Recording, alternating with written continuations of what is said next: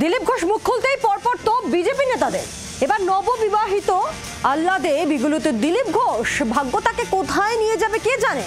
Post BJP নেতা তথাগত রায়, প্রাক্তন রাজ্য সভাপতির বিশ্বাসঘাতকতার জন্যই নিচু স্তরে ক্ষোভ পোস্ট বিজেপি নেতা স্বপন দাশগুপ্ত।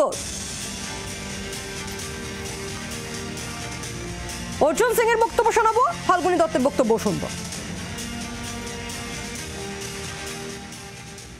উনি সবার বিরুদ্ধে বলছেন, জাস্ট লাইক কালকে উনি এক্সপোজ হয়েছেন।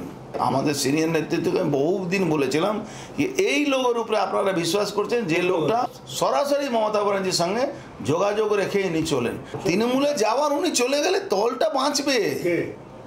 দিলীপ ঘোষ চলে গেলে পশ্চিমবাংলা 26-এ সরকার আসতে কোনো বাধা থাকবে না। উনি ঠিক করেছেন রাজ্যসভায় মেম্বার হবেন মমতা ব্যানার্জির সঙ্গে, কুণাল ঘোষ মারফতে, ববি হাকিমের মারফতে উনি ঠিক করে নিয়েছেন। সোমেন মিত্র আর শিখা মিত্র যে হাল হয়েছিল উনি ঠিক এই হাল হবে।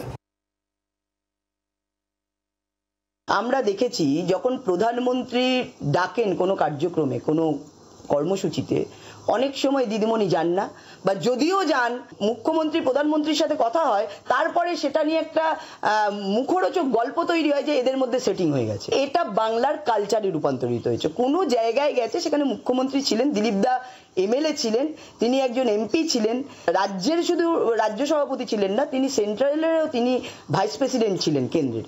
সেখান থেকে তিনি গেছেন, সেখানে কোনো কথা হয়েছে, তো এটা তো একটা স্বাভাবিক। এর মধ্যে তো আমি অস্বাভাবিকত্ব কিছু দেখতে পাচ্ছি না। বাংলার আওয়াজ, বাঙালির আবেগ, জি 24 ঘন্টা।